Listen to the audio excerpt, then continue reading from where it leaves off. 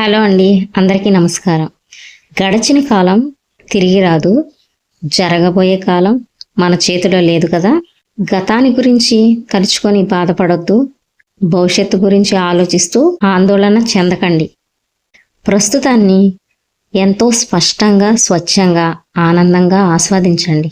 మన భవిష్యత్తు యొక్క మేలు కొరకు, మంచి కొరకు, గెలుపు కొరకు ఎలా ముందుకు వెళ్ళాలా అని ఆలోచించండి. అయ్యో నాకే ఇంత కష్టం వచ్చిందని గుండెలు బాదుకోకండి.